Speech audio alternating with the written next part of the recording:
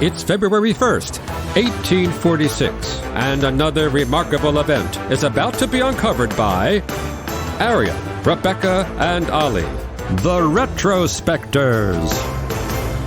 So it was on this day that a novelist, poet and playwright called Theophile Gautier wrote a long account of his consumption of cannabis in the French magazine La Revue de Deux Mondes, which proved that stoners have been incredibly boring since the dawn of time. I thought it was quite a compelling read. It would probably be good if you were stoned when you read it.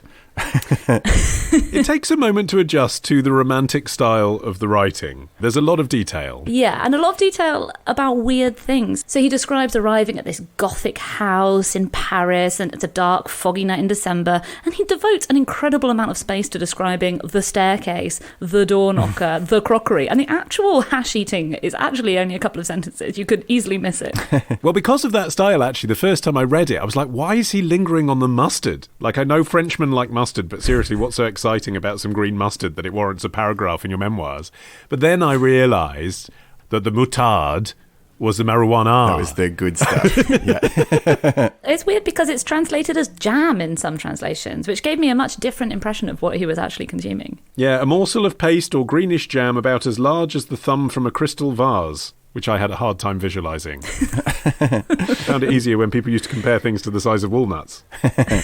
Well, the ingredients of what they were eating actually sounded delicious anyway. They mixed the hashish up with cinnamon, cloves, nutmeg, pistachio, sugar, orange juice, and butter.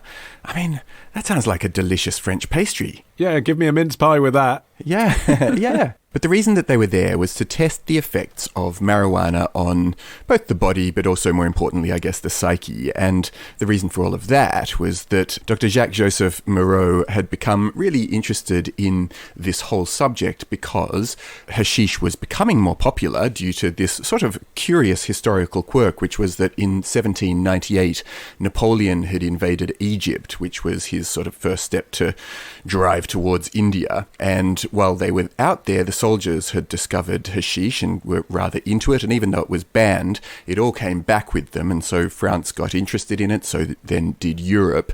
And an increasing number of psychologists began to be interested in what the effects of this new drug that rapidly became available in pharmacies were on people. And so Moreau got together a bunch of his buddies to check that. Yeah, because, I mean, when the soldiers came back and started doing it, it was seen as a bit of a sordid pastime suitable for, squaddies who've been abroad for too long. But it was Moreau who really gave it a veneer of legitimacy because he worked in the field of psychiatry. He'd actually discovered it himself because something that doctors did then was they just went on holiday with patients who had problems to just be there with them. So he'd gone to Egypt and Turkey. Oh, you're going to the Algarve. I'll need to join you on that one.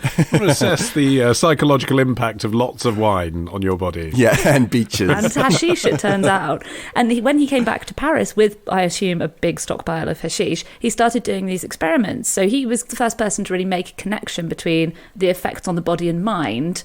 And he noticed that the behaviour of people who are high on hashish seemed to him similar to the symptoms of madness. So he had a theory that by taking hashish and getting other people to take it in front of him, he could draw conclusions about mental health.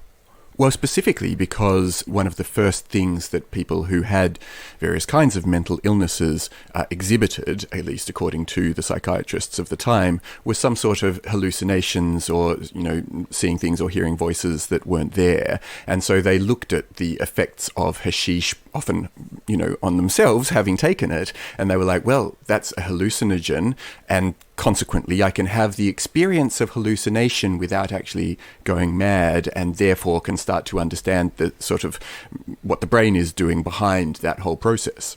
I mean, Moreau was serious about this. He later published a 439-page book about whether cannabis could cure insanity. But I do wonder whether putting this veneer of scientific investigation and then also his literary mates around basically sitting in a room with a group of stoners and documenting what your trip was like in quite a glamorous setting, whether Rebecca finds it boring to have the doorknob documented or not, was really just an excuse, because this group of people that got together, they didn't just get together to try hash. They got together in a hotel, dressed up as Arabs, and take it together with a meal. Yeah.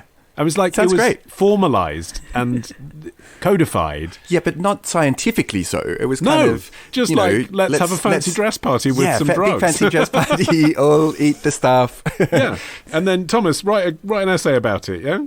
Yeah. And so Moreau, along with Gautier, became a founding member of what was called the Club des Hachichins, which is the Hashish Eaters Club. The members were mostly literary figures like Victor Hugo, Balzac, Delacroix, the painter, Alexandre Dumas. Some of them didn't actually indulge. Balzac famously kind of just went to look at the rest of them. That's the story he told the people who, like his mum and dad. Yeah, I just go to dress as an Arab. Yeah. I think as well there was a literary influence because of what was happening in England, because we had Thomas de Quincey's Confessions of an English Opium Eater, and all of these guys would have read that in translation and seen him as an important modern voice. Yeah, and I think there was also a feeling at the time that creative people could do their best creative work when they were under the influence of something or other. And, you know, for Baudelaire, for example, he was wanting to compare the effects of hashish versus wine on creativity.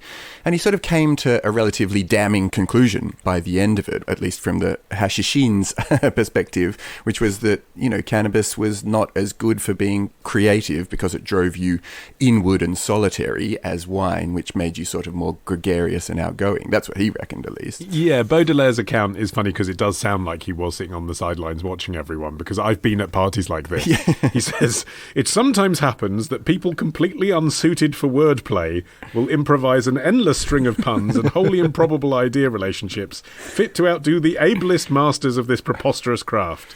But after a few minutes, the relation between ideas becomes so vague and the thread of your thoughts grows so tenuous that only your cohorts can understand you. That does definitely sound like someone not having fun among people who are having fun.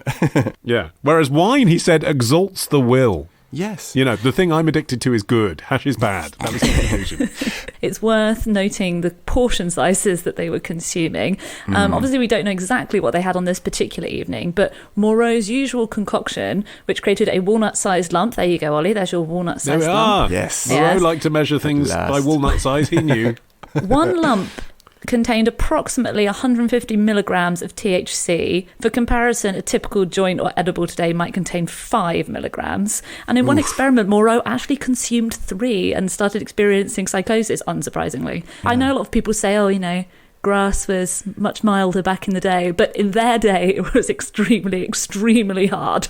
And sometimes they used to mash up cantharides into it as well, which is Spanish fly. Yeah. Jesus. As in literally the green beetle. That's what gave it its green hue. I thought you meant so that they were horny and also stoned. Well, basically, yes. So, you know, that was then and still is sometimes now used as an aphrodisiac due to its effects on blood vessels could cause, I'm trying to choose my language carefully in a family show, priapism. So that you had that going on as well. You're out of it and you want everyone, and you're surrounded by people dressed in sort of traditional cliche Arabic garb. That's the vibe. It's just, Yeah. So in Gautier's account, as the meal draws to an end, he says, already some of the more fervent members felt the effects of the green jam.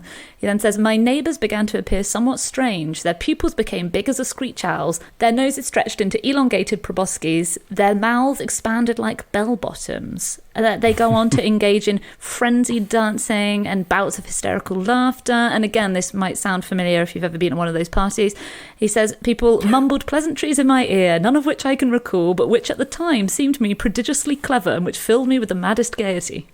And either because of all of this writing or in spite of it, cannabis remained very popular in France. In fact, the biggest users of cannabis today are France and Spain, with 11% of people saying that they've taken it in the last 12 months. Meanwhile, the UK is down on about 7%, so it's, I don't know, it's not as popular here as it is over there. So I don't know if something of the romanticism lingered in people's thinking about hashish and cannabis broadly. Well, we don't eat so much mustard. It's harder to get confused, isn't it? Tomorrow. He'd succumb to the excesses of Hollywood. I think that was met with, sort of almost a feeling of betrayal. Love the show? Support the show. Patreon.com/retrospectors. Part of the Acast Creator Network.